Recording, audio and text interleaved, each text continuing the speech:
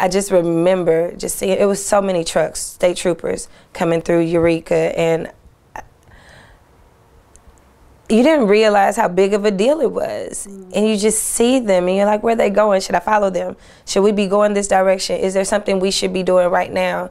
And I remember being in tears as I was driving and turning on the radio and hearing the stories constantly, because by then we were in Eureka, and just realizing that this is such a deeper issue than what I once thought, or what I've heard or saw on Facebook or Twitter or the news, or even what I'm listening to on the radio. It's so much bigger than that, and the city is being torn apart. It's completely becoming a racial divide. And how do we get to peace when this is so not peaceful right now? And nobody can see it like that. No one is seeing that they're tearing each other apart. There is no love there right now. There's none. How do you find peace? How do you find love in that? As long as you see the other, there cannot be love. Because by definition, love is when there is no other. You see?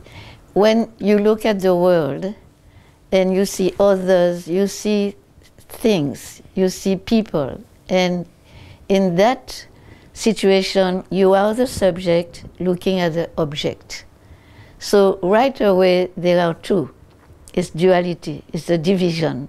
You are separate from the person. And if you are separate from the person, where is the love?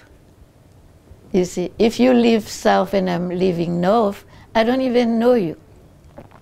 And I think this is what happened excuse me, in the relationship, the police, the people who live in Ferguson, they don't know each other. And they make sure that they don't know each other. When the policeman, the white policeman will walk into a black neighborhood, he doesn't feel, oh, I'm at home. This is safe. It's just the opposite. So to your question, where is the love? There is no love there. And it cannot be love ever, as long as there is me. Because even when you see when there is no love, right away fear is present. So the policeman who goes to Ferguson is afraid for his life. And it is true, statistics have shown that they kill a lot of policemen on duty. But also the young black men are not safe either, because the police will stop them for any reason. So both parts live in fear. So to answer your question about love, it's not there. And it cannot be there as long as there is division. When there is division, there is fear. And that is what is present there. And when you are in fear of somebody, you're not going to come close to the person, you're not going to even try to understand. You don't even see as another person, like you. You see as somebody different, but not like you, not somebody that you can love, that you can hug, that you can do something with in the name of love. It will never happen. I was talking to a couple of men from the coalition in Ferguson, and I was telling them what is the main problem there is ignorance. Not ignorance like, oh, you didn't finish high school or things like that. This is not knowledge, it's just information that you will gather that help you get a diploma that you put on the wall and you make a living with that. I'm not talking about that. I'm talking about the knowledge of yourself, of who you are. Because when you know who you are, you know that by nature you are free.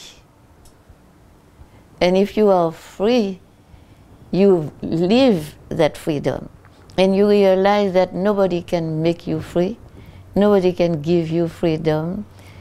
It doesn't work like that, you see. And if the people in Ferguson, or the black people in general in America, they expect to have a freedom Freedom from who? Right. Who is going to give you that freedom? The white person? But the white person is not free either. And don't even know what freedom is. How can they give you what they don't have, what they don't know, you see? So at the human level, instead of fighting who get more freedom than the other, which doesn't make sense, no, freedom cannot be measured. I have more freedom and you have less freedom, give me 2 pounds. This is not like that. Once you get that, then you can get together because you realize you are in the same boat. Right. You know nothing about you, about being happy, about living together in harmony, about love. Then you have an answer, you have a solution. But as long as you stay separate and try to get more than the other, it will never work. It will never work.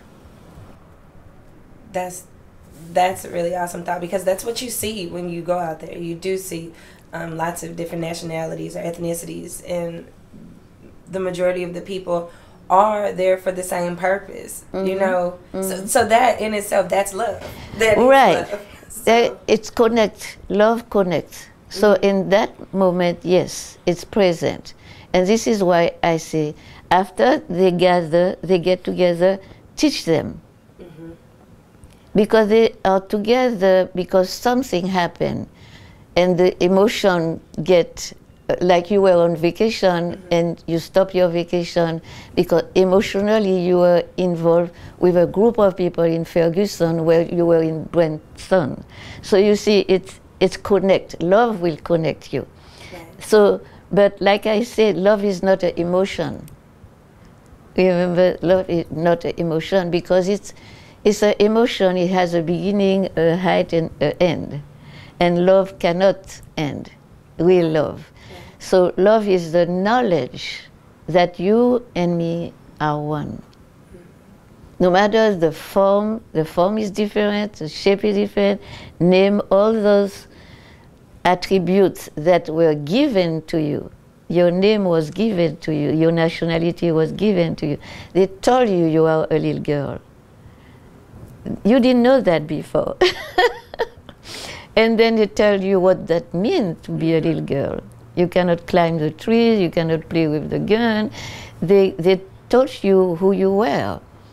And people embark into that description of themselves, ignoring who they really are. And in the description, there are differences. Your name is Lonise, mine is Yogini. It's different. Even if we are 2 women, but we are different. Okay, so, and there is differences all over the universe. In one tree where you have thousands of leaves, you will never find 2 identical leaves. So it's natural to be different. Don't try to find oneness on the level of differences. It will not work. It will never happen. It's a lot of work for nothing. So love is not an emotion that comes and goes. Love is a knowledge. It's something that you breathe with every cell of you. You know who you are. And when the people in Ferguson get that awakened thing, this emotion that put them together, the love emotion put them together, but the knowledge, the love knowledge does not get them together because they don't know who is getting together with who. They will still be at the level of a black is together with a white, right. A north is together with a south. Right. And I think this is what is missing is teach them who they are. Because once you know who you are, nobody can touch you. You see. Nelson Mandela was in jail for 26 years. He was never in jail. You see. One of my friends interviewed him and asked him, how could you spend so many years in a small space like that? And he said, I was not in a small space. He said, every morning when I wake up, I sit and I think, and where am I going to spend the day today? Will I go south or north or east. It's in your mind. You're free. Once you're free in your mind, you're free. You're free. And a lot of people who've been slaves were not slaves because in their mind they were free. Freedom is in your mind. And once you're free, nobody can lock you, nobody can do anything to you. And I think this is the first thing the people of Ferguson should learn from that experience. Yes, they can be together, but let's get together on a deeper level, not on just bodies getting together in a manifestation. Let's take the opportunity to know how connected we really are. Mm-hmm. And we are more connected than we think. I was in Varanasi last spring, and I went to the place, to the ghat where they were burning bodies. And the interesting thing, you will have funerals where you had 4 priests and drums and singing the mantra and the chanting and the flowers and sandalwood, big thing, big funeral. And then next to it you will see a son carrying his father on his back. Nothing, no priest, no flower, nothing. And they put the 2 bodies on a bed of wood and they light the fire. And 2 hours after, same dust, same ashes, that the wind blows the same ashes the same way. It's the same thing. We are connected, but at a very deeper level that we think. And we cannot be connected through the bodies. We're connected through the soul.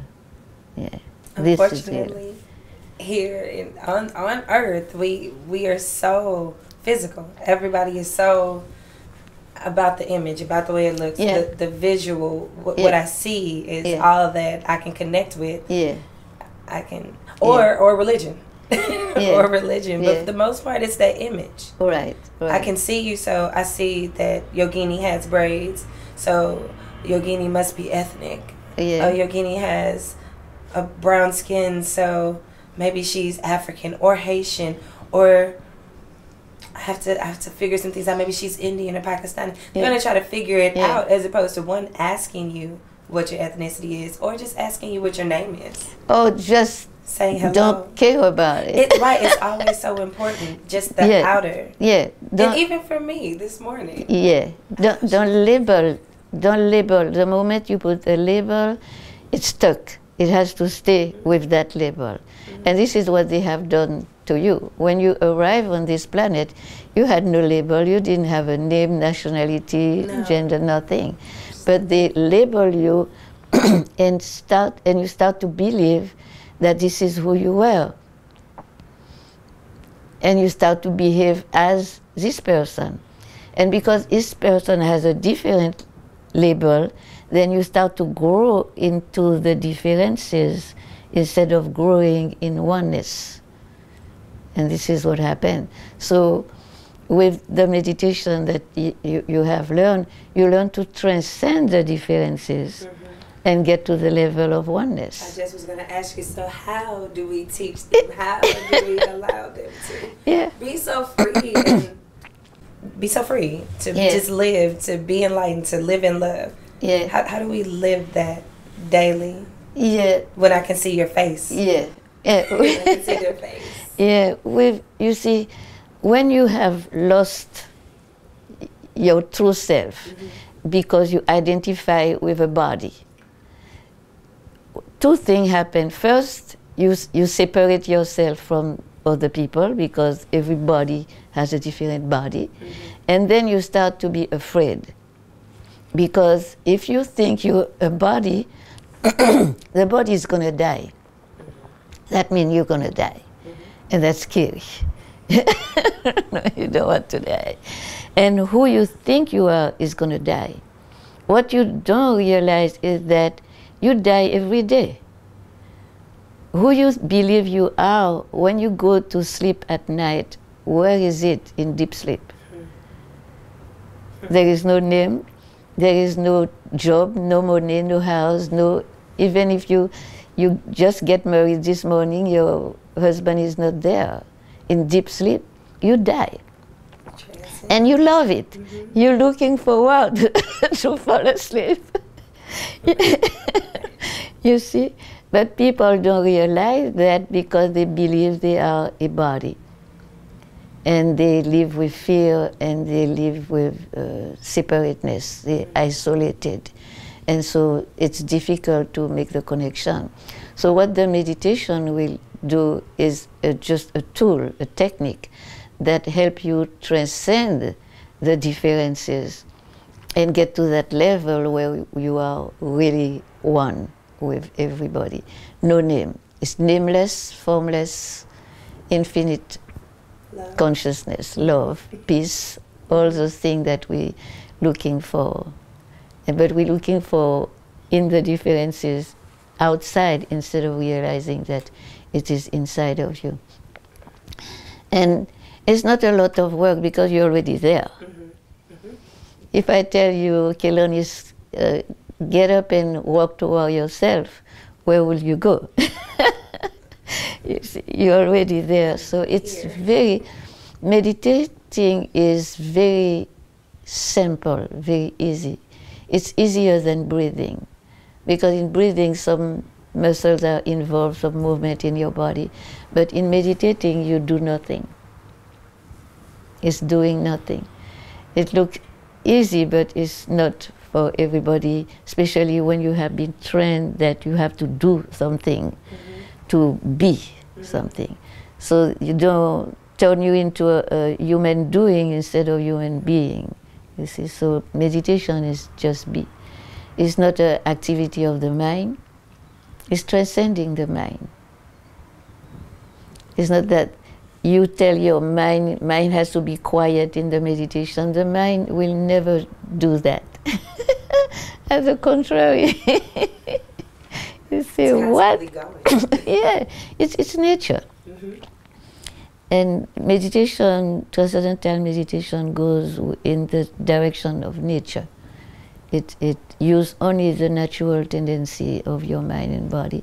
So you achieve yourself easily and rapidly. Mm-hmm. Yeah. So yes, thank you so much for your input and your insight, and recognizing that, you know, a life is a life. No, you know. It's precious. Very precious. And we're sharing this space together. Yeah. We need to get back to the oneness. Yeah. Yes. I love you. Namaste.